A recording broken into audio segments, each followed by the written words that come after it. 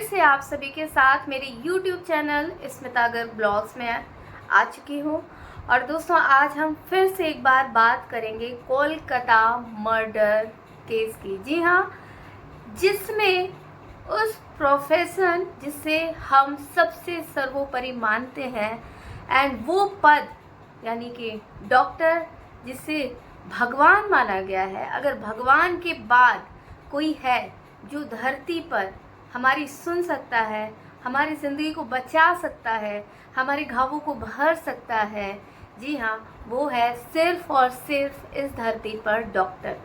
लेकिन दोस्तों, हमारे कान, हमारी रूह तक कांप जाएगी, इवन हमारी आंखें उस फोटो को नहीं देख पाएंगी जिसके साथ ये बर्बरता की गई है। मैं बात कर रही हूँ 30 साल की उस लड़की का जिसके साथ क्रूरता, बर्बरता और न जाने कि दरिंदगी की कितनी हदें पार कर दी गई। जी हाँ दोस्तों, उस 30 वर्ष की लेडी डॉक्टर जो कि आरजीकर मेडिकल कॉलेज, जी हाँ, सबसे बड़ा कॉलेज, कहते हैं कि बहुत पुराना कॉलेज है, 30-40 ऐसे कुछ लंबा अरसा हो गया है उस कॉलेज को, क्योंकि सरकारी कॉलेज है तो हर कोई इस कॉलेज में जाना चाहता है, एडमिशन लेना चाहता है, फीस कम लगती है, यहाँ पे मरीजों का ट्रीटमेंट भी कम मतलब रेट पर हो जाता है।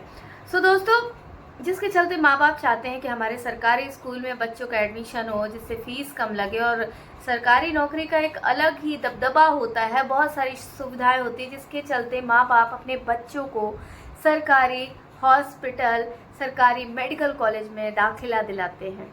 लेकिन दोस्तों, जब हम देखते हैं कि जो डॉक्टर हैं दिन रात एक करके हम मरीज का ट्रीटमेंट करते हैं, उपचार करते हैं, रात दिन अपनी ड्यूटी देकर हमारी सेवा करते हैं, और उन्हीं डॉक्टर्स के साथ जब इस तरह की बर्ता कुर्ता होती है तो मतलब हम सभी गमगीन हो जाते हैं, अंदर तक बिल्कुल आत्मा हिल जाती है।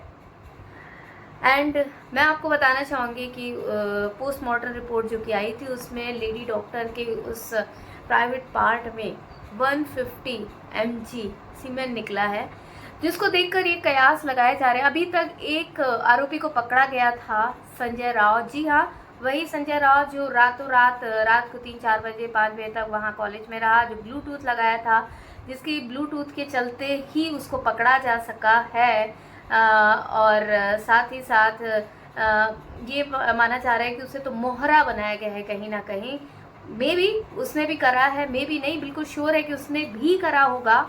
एंड लेकिन ये कह सकते हैं कि वो सिर्फ अकेला नहीं है, क्योंकि 151 mg जो सीमेंट है वो एक नहीं, कम से कम कई लोगों का है, और बिल्कुल गैंग रेप की आशा की जा रही है। एंड इसी के चलते अलग अलग स्टेट में, अलग अलग राज्यों में दोस्तों, हर जगह आप देख सकते हैं, हर जगह प्रोटेस्ट किए जा रहे हैं, चाहे सरकारी कॉलेज हो, चाहे हॉस्पिटल हो, स्टूडेंट हो, डॉक्टर्स हो, सरकारी डॉक्टर्स हो, हर कोई रोड पर आ चुका है। इवन आम जन भी वी वांट जस्टिस यानी कि जस्टिस की डिमांड कर रहा है। 2012 में हमें निर्भया कांड सुनने को मिला था, उसमें भी बहुत बर्बरता की सारी हदें पार की गई थी, और हमें लगा था कि 2024 जो कि हमारा नया भारत है, ऑनरेबल मोदी जी के शासनकाल में हम ये मान रहे थे कि बीजेपी पार्टी में मतलब कुछ अलग कानून आएगा, खास तौर से इस रेप के केस में। जी हाँ, लेकिन अभी तक ऐसा कुछ भी नहीं हो सका है। हम 2012 में भी देखे थे कितना टाइम लग गया था निर्भया को भी इंसाफ मिले में, और अभी भी जहाँ तक है सुप्रीम कोर्ट, जैसा कि सभी आप देख रहे हैं कि सुप्रीम कोर्ट ने इस केस को सीबीआई के हवाले कर दिया है। सीबीआई भी आ चुकी है, लेकिन सीबीआई आरजीकर मेडिकल कॉलेज पहुंचती उससे पहले ही 14 अगस्त की वो रात, जी हाँ, 14 अगस्त, और उसके अगले दिन 15 अगस्त यानी कि आज़ादी का दिन, स्वतंत्रता दिवस, इंडिपेंडेंस डे, जिसे पूरा देश धूमधाम से मना तो रहा था, लेकिन कहीं ना कहीं कोई किसी को स्वतंत्रता दिवस की शुभकामनाएं दिल से नहीं देना चाहता था। उसका रीज़न क्या था? हम एक तरफ बात करते हैं कि हम आज़ाद हो गए, लेकिन आज भी हमारी जो बेटियां हैं वो जंजीरों में जकड़ी हुई हैं। जब वो बाहर जाती हैं लोग बोलते हैं छोटे कपड़े पहने हैं, कई बार उनकी शादियां नहीं चलती हैं, कई बार वो पढ़ने जाती हैं, कभी उन्हें कॉलेज में उनको उनके कलीग्स उनको अब्यूज़ करते हैं, कभी रोड चलते, कभी वर्किंग प्रोफेशनल लाइफ में, कभी उनके सीनियर, कभी छोटे कपड़े का हवाला देकर, कभी तलाक के लिए, कभी शादी के लिए, कभी बच्चों के लिए, मतलब कुछ ना कुछ बातें बोल कर लड़कियों को आज भी हमारे समाज, हमारी सोसाइटी में अब्यूज़ किया जाता है। सो हम कहाँ से आज़ाद हुए? और जब इस तरह की दरिंदगी के केस, जी हाँ, 9 अगस्त 2024 को जो ये केस हुआ था आरजीकर मेडिकल कॉलेज में, और हम ये मान रहे थे कि इस बार स्वतंत्रता दिवस बहुत सभी लोग स्वतंत्रता दिवस की तरफ बढ़ रहे थे, उस दिन की तरफ बढ़ रहे थे 15 अगस्त 2024 की तरफ, लेकिन उस 9 अगस्त की वारदात होती है।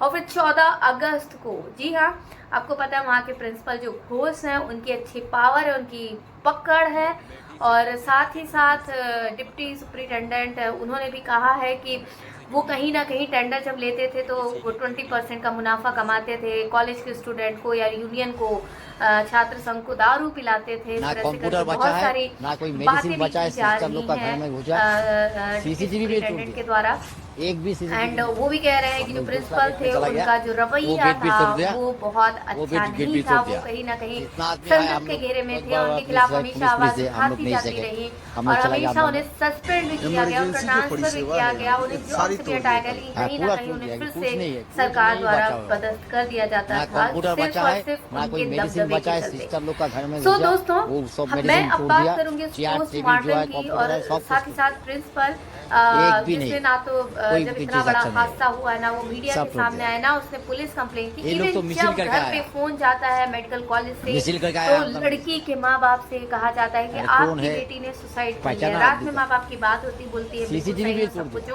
और अगले दिन जब आप घर पे फोन करते हैं डॉक्टर्स वहाँ हॉस्पिटल से फोन जाता है कॉलेज से कि आपकी बेटी ने सुसाइड कर लिया। जब आप माँ बाप जाते हैं तो उनको 3, 4, 5 घंटे बैठाया जाता है, बेटी से मिलने नहीं दिया जाता है, क्योंकि कॉलेज को कहीं ना कहीं बदनामी का डर रहता है, क्योंकि उनके ही प्लेस में उसी जगह पर ये हैवानियती दरिंदगी होती है।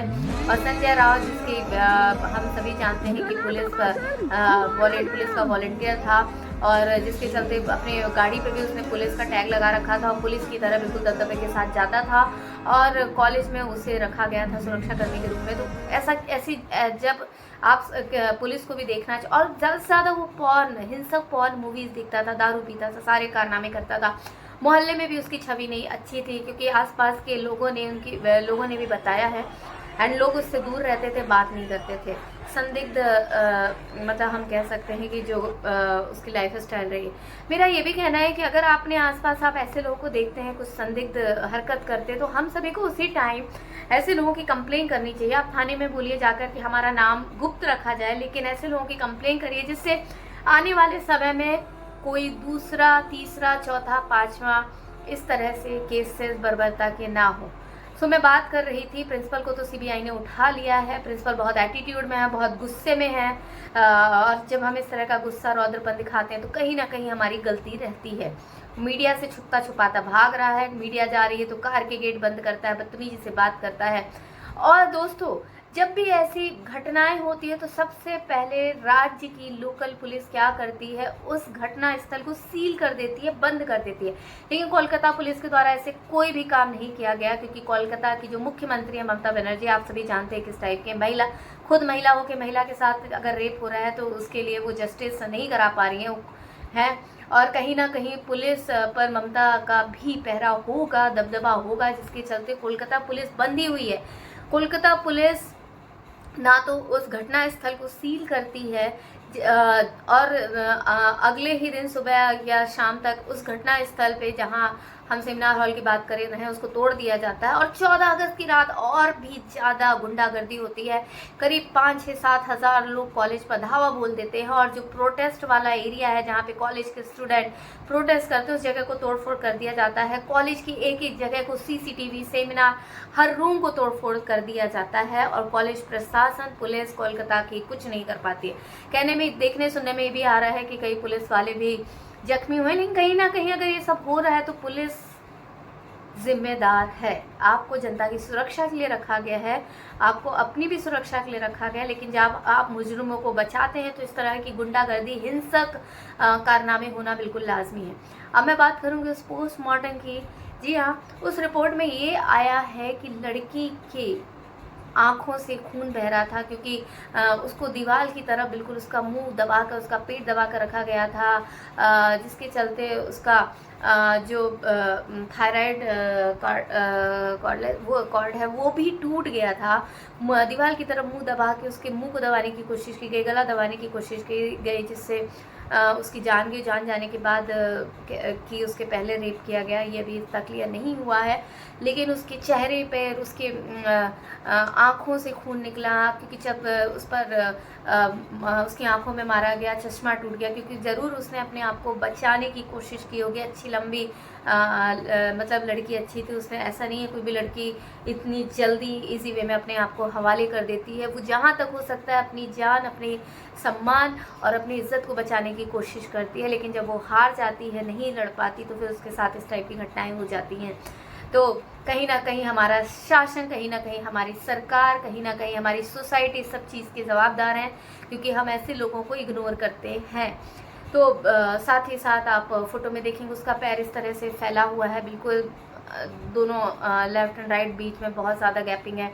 एंड साथ ही साथ उसके हर बॉडी पे बहुत ज़्यादा घाव हैं, बहुत ज़्यादा चोटें आई हैं, और बहुत ज़्यादा तकलीफ़ देकर उसके साथ इस रेप की घटना को, गैंग रेप की घटना को अंजाम दिया गया है। और समाज के नागरिक होने के नाते, समाज का हिस्सा होने के नाते हम सभी को चाहिए कि हम इस टाइप की कृत्य, हैवानियत के खिलाफ आवाज़ उठाएं और अपने देश की बेटी को न्याय दिलाएं। साथ ही साथ आप सोच सकते हो उन पेरेंट्स पर क्या बीत रही होगी जो कहते हमारे भारत देश में बनता है लाडली लक्ष्मी योजना। ये योजना लड़कियों के लिए न जाने कितनी योजनाएं बनाई जाती हैं, बेटी पढ़ाओ बेटी बचाओ। लेकिन अब हम कहेंगे पहले बेटी को बचाओ फिर बेटी को पढ़ाओ। बेटी पढ़ तो लेगी, लेकिन बच्चे की कैसे, जब 10-12 साल बचपन से लेके एक स्कूल लाइफ तक एक स्ट्रगल रहता है, कौन सा सब्जेक्ट लें, किस तरह से हम पहुंचते हैं, फिर हम उस मोड़ पे आ जाते हैं जब हमें अपने करियर चूज़ करना पड़ता है, किस स्ट्रीम को लेना चाहते हैं। लेकिन दोस्तों, जब हम इतनी मेहनत करने के बाद इस टाइप की हमारे बच्चों के साथ बर्बरता होती, बेटियों के साथ होती है, तो हमारा सवाल यही रहता है कि बेटी पढ़ा भी लेंगे तो बेटी को बचाएंगे कैसे। जो कि मैं नाम नहीं लूँगी, जो 30 साल की लेडी डॉक्टर के साथ आरजी मेडिकल कॉलेज कोलकाता में हुआ। तो बहुत ज़रूरी है कि सरकार पहले ऐसा सख्त कानून लाए कि हम देश की बेटियों को बचा सके। पढ़ा तो माँ बाप लेंगे, कैसे भी मेहनत करके, पसीना बहा के, काम करके पढ़ा लेंगे, लेकिन जब तक हमारा कानून स्ट्रांग नहीं होगा, मजबूत नहीं होगा, तो हमारे देश की बेटियां सेफ नहीं है। और हर माँ बाप को चाहिए कि अपनी बेटी को कुछ ना कुछ ऐसे स्टंट सिखाएं। हम कहते हैं मार्शल आर्ट हो गया, जूडो कराटे हो गया, कोशिश करिए कि आप बेटियों को बचाने के लिए बेटियां लड़ सकें अपनी इलाज, रक्षा, सम्मान के लिए। तो इस टाइप की चीज़ें में हम शिक्षा के साथ साथ इस चीज़ को भी हम बढ़ावा दें।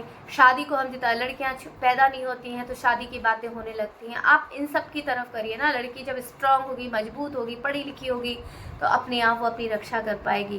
कानून को, हमारी सेंट्रल गवर्नमेंट को चाहिए बिल्कुल जितना जल्दी से जल्दी आप सख्त कानून बना सके आप बनाए। चाहे बॉम्बे हाई कोर्ट की बात हो, चाहे सुप्रीम कोर्ट की बात हो। बॉम्बे हाई कोर्ट कई बार बोल चुकी है कि 3 महीने में इस टाइप के अगर रेप के कुछ केसेस होते हैं उनके खिलाफ जस्टिस का प्रावधान हो, न्याय का प्रावधान हो, 6 महीने में प्रावधान हो, फास्ट ट्रैक, ऐसा कुछ फास्ट ट्रैक बनाया जाए जिससे जल्द से जल्द न्याय मिल सके। जिनके साथ ये दरिंदगी होती है उसके परिवार वालों को, और जिसके साथ होती है उसको। तो हम सभी भारत, जहाँ तक हम यही कहेंगे, शर्मनाक और घृणित कृत्य हुआ है। और हमारा दिल बस यही कह रहा है कि हमारी बेटियां भारत में सुरक्षित नहीं है। हम कितना भी पढ़ा लेंगे, कितनी अच्छी शादी कर देंगे, अगर हमारी बेटियां सुरक्षित हो गई तो उनकी आने वाली जो नस्ल है, उनकी जनरेशन, उनकी बेटियां सुरक्षित नहीं रहेंगी। जब तक देश में मजबूत एंड न्याय व्यवस्था प्रणाली नहीं होगी, जब तक हमारी पुलिस प्रशासन, जब तक हमारे हर देश के मुख्यमंत्री एंड ये पॉलिटिशियन सही से काम नहीं करेंगे।